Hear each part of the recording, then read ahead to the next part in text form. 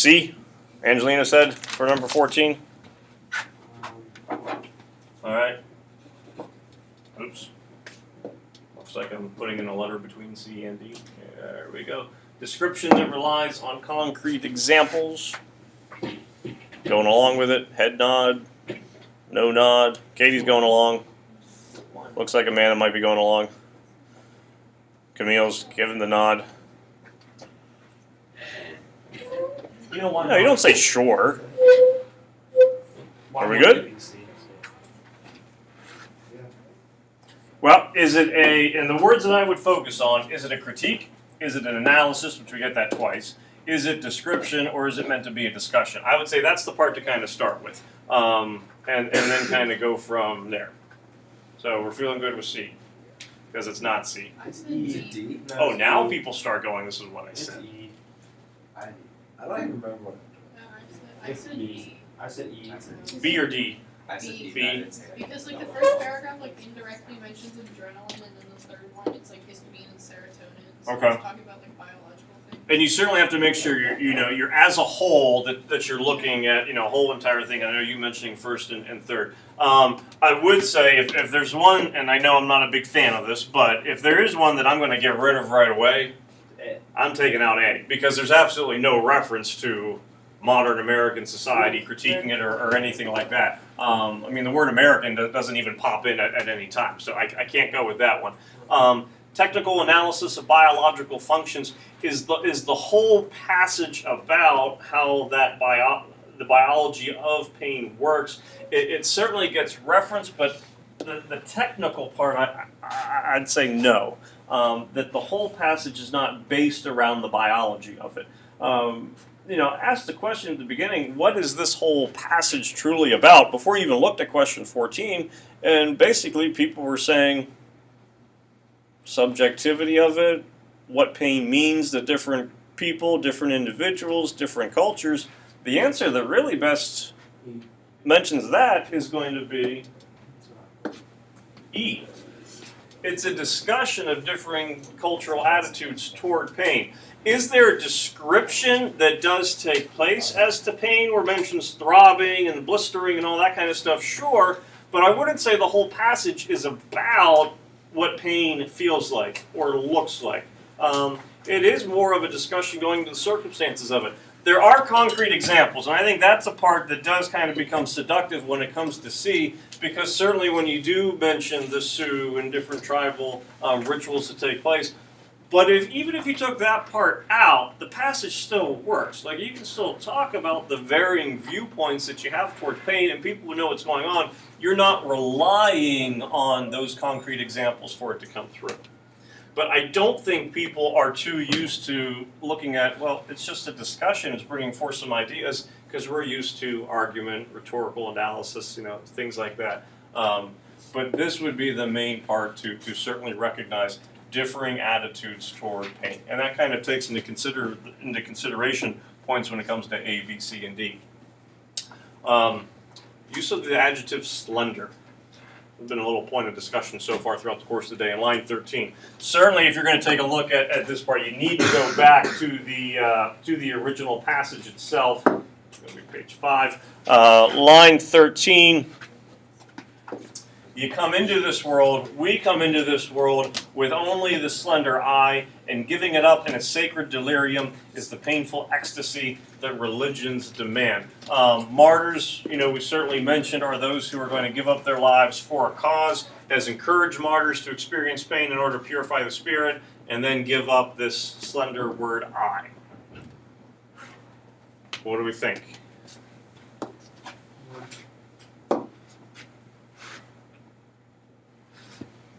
Or what are you down to if it comes to making some choices, Selena?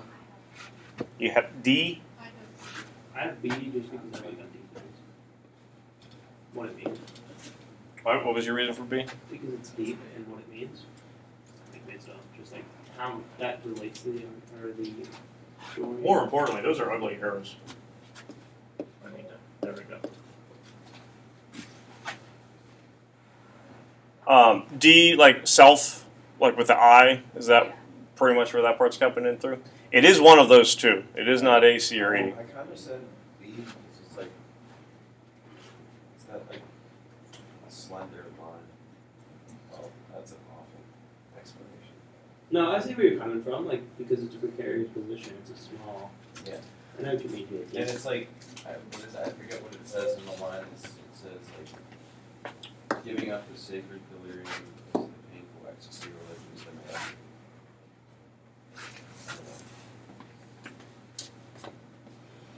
Keep in mind, the question is, because slender word I certainly all goes together as a phrase. The emphasis of this is being put on what does slender, what does that adjective do? What emphasis does it kind of create, whether it be in relation to the word I or overall? So I think the I certainly makes people start to think about the individual, and certainly that's where that self-awareness can come from. But the use of slender, that's emphasizing the precarious position of human nature. You're basically hanging on by a thread, something small, something not substantial for human existence at that point. The answer is B for 15. 16, when it comes to pronoun antecedent questions, what does the pronoun refer to? So in this part, we're looking at line 13 with it. I'm not worried about the answers initially. What I'm going to do so far as my approach is I'm going back to that sentence. So in this case, we're going back to that same area, line 13. And I want to try to figure it out on my own. So we come into this world with only the slender word I, and giving it up in a secret delirium is the painful ecstasy that religion demands. Just looking at the sentence, what do we think that it is referring to? So you're saying I, and that is what is being given up. If you're confident about it, which we seem to be, then I'm going to go back. If that's one of my options, and it is, I feel good and I'm moving on. And the answer is D.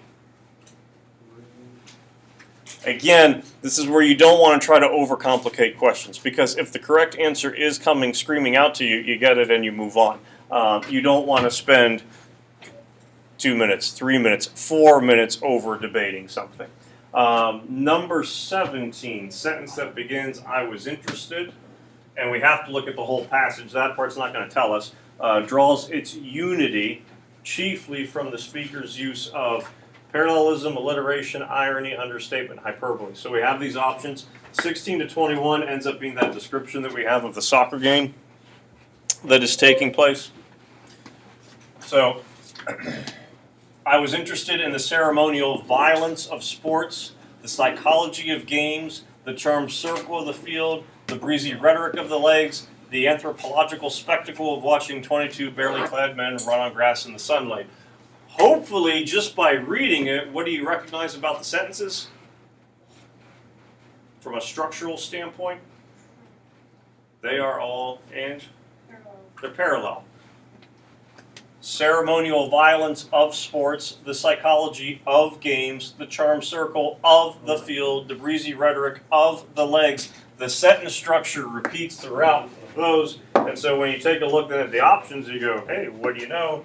Parallelism right there. So much the same way that Johnson was using parallel syntax, I think was the term that they used for those questions. Parallel structure, parallel syntax, parallelism, all is basically going to mean the same thing.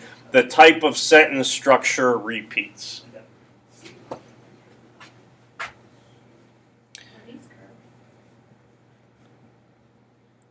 I mean, the same way we normally do, where they're scaled. I mean, they're not curved based on who did the best, who did the worst. We could all get 5s or we could all get 1s. But yeah. 18, this is the questions that we like because you don't have to think. Well, that's dangerous for different people. Well, You don't have to look at the passage. You say, look at that simile, bam, see. It is a self-contained question, screamed like a noon factory whistle. We're going simile. Yeah. Pun, we're very familiar with those. Thank you, Andy. Anyone remember metonymy or no metonymy? That's on next literary term quiz. That's when you speak in the same tone. Ask me No, next week on that. Yeah. That's when there's it's not parts representing the whole, but there is some kind of object that is synonymous with something else. So if you were to say the White House made a statement, it's not that the White House itself made a statement, but when you say White House, we know you mean American government, presidency, things like that. I think in your packet I put something like the Crown says something, meaning the king, the queen, the monarchy. Onomatopoeia, comic book words. What about apostrophe? Not the punctuation. We already learned Not this one. epistrophe, apostrophe. Or at least not there. Could be deceased, could be religious, so far as deity, could be swearing to Mr. Kane on Sunday night when you're doing your synthesis essay, but you're talking to someone who is not there. We mentioned that one, remember, with Holden Caulfield, would be having apostrophe anytime you'd be talking to Allie, because Allie would not be there. Martini in Cuckoo's Nest does a fair amount of apostrophe. Martini. Talks to things or sees things that are not there. What about pina colada? Oh, Not a character. oh. Yeah, but it was like 19. Now this one takes time. All of the following statements are true of the first sentence in paragraph 2, except, make sure you don't miss that part out. Paragraph 2 is the bottom of the first page. We're looking at the first sentence. Often our fear of pain contributes to it. So looking at this sentence, how it functions, does it allude to the speaker's knowledge of the subject? yes, it does. You're going no, and then you're going yes, it does. I'm overthinking myself. I'm underthinking it. Often our fear of pain contributes to it. Who's stating this? Author. Author's viewpoint towards pain, making an assertion. It's going to allude to that speaker's knowledge, because now I'm going to give you examples of that fear coming through. States the main thesis of paragraph 2. Well, paragraph 2, remember, deals with childbirth, the circumcision, the initiation of warriors, the tribal rituals that are taking place. If you are going into it where you're going to get your front pierced with iron rods, most of us are going to be fairly afraid and therefore expect the excruciating pain. So it certainly does state the main thesis of what's happening within paragraph 2. Does it contradict the statement at the end of paragraph 1? That would be going back to the athletic example. During the match, there hadn't been the rumor of pain, but once the match was over, they could afford the luxury of suffering. Pain screamed like a noon factory whistle. That relationship probably seems tenuous at best. There doesn't seem to be a direct connection going back to it. D, it provides an answer to the riddle introduced at the beginning of paragraph 1. Well, what's our riddle at the beginning of paragraph 1? Why the experience of pain is so subjective. Why is it so subjective? You might be afraid of it. Check. It answers that. And then last one, it offers an approach to the topic with which the passage is concerned. That's basically saying the same thing as B, because that whole paragraph is going to be about fear going into it. So the one that we were thinking probably not, but just want to kind of double check for number 19 would be C. It does not contradict the statement at the end of paragraph 1. Oh, it's accept. Oh, man. Oh, are you kidding You won't me? see it now. You didn't look through and see, oh wow, all 4 of these are Oh, right. that's a good Maybe idea. you can Well, just pick up. Well, if, number one, if you don't recognize accept and you take a look at A and you go, yes, it does, you're going to mark A right off the bat. Yeah. If you don't take the time to go through, your answer is going to be uninformed. The biggest concern that most people have going into the multiple choice part is I am talking about pain and fear. I'm afraid I won't have enough time. The worst thing you can do is rush through the questions and to try to answer them all. If you answer all of the questions and you get half of them right, so let's say there's 50 questions, you get half of them right, you answered how many correct? 25, which is probably going to pass. If you don't answer all the questions, you answer 80% of the questions, but you get like 3/4 of them correct, you'd have 30 right. Because the ones that you are answering, you're taking a little bit more time and you're more confident, positive in your answers. I would prefer to have that. If that means I'm going to sacrifice 5 or 10 questions, but I know I'm going to get more of the other ones right, sign me up. I'm doing that, absolutely. Which one was you gonna answer? Pardon? Do you lose points for You gain points for what you answer correctly. Oh, that's great. That's the only. So there's not a deduction of like 0.25 for incorrect So answer or if you skill. don't know an answer to a question, No, I would still. If you don't know, I would still guess because it's not going to be any worse than missing. Missing and skipping, it's the same thing. You miss 100% of the shot. So if you answer one question and get it right, you still failed because you got one question. You can't go, I got 100%. But there's not a penalty for guessing. Number 20 has been causing fits all day long. But maybe it won't be for you folks. Speaker cites Burton's writing. Burton's making reference to the tribal mutilation in lines 44 to 46 as contrast to Wolf at the end, bandwagon approach, inductive argument, appeal to tradition, appeal to authority. Wolf. Andy Andy Wolf. Misspelled. What do we think? I have C written down, but I can't remember. I have all. I hear a C. I have Ed. I have D. Because D. give me an example. I have no clue. Nobody's gonna be even close. I have. What's up I with don't giving an even know example why. as for an argument? I'm sorry? I said, yeah, because like it's sort of giving an example as an argument. For which one? For C, because it's saying like tribal mutilations and torture rituals. It's Okay. always giving an example for their argument. Those guys with the iron are much I'm just I don't follow. I don't. I said follow D. it. You said that one before, Andy, so you thought no one heard it? I heard it. Why use Burton? Because it's his No. mind. It's his mind says the example. Okay. Why not cite the example, like, and go quote, or according to sources, such and such has taken place. Why in your synthesis essays are you going according to Kane, Thoreau, Wollstonecraft, besides because you're making them do it because it's a synthesis essay? Why, when JT gives a speech and argumentation, does he include his source when he states something? What does that do to the argument itself? Kind of an appeal. It's giving the argument credibility. Does Burton write about tradition?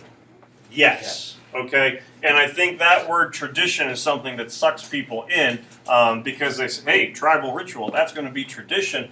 But the speaker's use of Burton, why incorporate Burton? Because it's going to give me that appeal to authority. Why use Virginia Woolf at the end, where we can make statements about Lear, bless you, Hamlet, but when it comes to describing pain, English language runs dry because Woolf is going to be an example of authority. You're appealing to authority to help further support. This one then also kind of links up with what we got at the very end. Question 26 was easy for me to take a look at because it's that like hanging question at the top of the second column. The most common answer for 26, and it says accept. I bet I missed that again. I bet I did. Would you put E? Yeah. Yeah. The most common answer the people were putting down was E, going, no, there's not appeal to authority. There's two of them. There's Wolf and there's Burton directly calling them out. So that one definitely happens. For 26, what there is not is any kind of rebuttal or response to criticism. So 26 ends up being D. But I think with 20 being answered incorrectly, the domino effect goes, well, if it wasn't appeal to authority there, I don't really see any appeal to authority, I guess, then E ends up being the answer that people would go with. The people's answer. Thank goodness I missed both. I had D. 21, that's the one you had D for? And E. Well, because E, there's more than one word that can describe peacefulness, not just happiness. It's not that Well, and anytime you put something in quotation marks, you're basically you're changing the meaning of it. It's not that I'm happy, it's that I'm not feeling painful. Remember Colson, same-sex marriage, he had gay marriage as societal suicide. He put marriage in quotation marks because he didn't consider it marriage. This isn't meaning happy, it just means I'm not in pain. What's paragraph 3 do? Last one. I said B. Wait. Yep. ties into subjectivity, and then going into Wolf's statement at the end where you have a difficult time describing it. 23, tone of the last paragraph is best described as, here A, C, again, tone of the last paragraph, Is it Like, that wasn't like. E. Support. confident and didactic. What's didactic Yes. mean? That was on a list too. That was a lit term. Oh, I don't remember. Didactic means it teaches a lesson, so you are gaining something from it. This is, and so you're getting the science aspect, you're getting Wolf's statement. It's confident in the sense that, use of words like it has plagued us throughout, being very assertive in the argument that's taking place. 24, we had a similar question to this last passage so far as negative connotation, except throbbing, blister, trigger, shiver, all certainly have a negative connotation. Absence for line 53, that one would not. And especially happiness may be the absence of pain. And then 25, I said E. what is it? language is often inadequate when describing. I'll pass back the scantrons to you tomorrow, beginning of class, while you're taking your reading check quiz.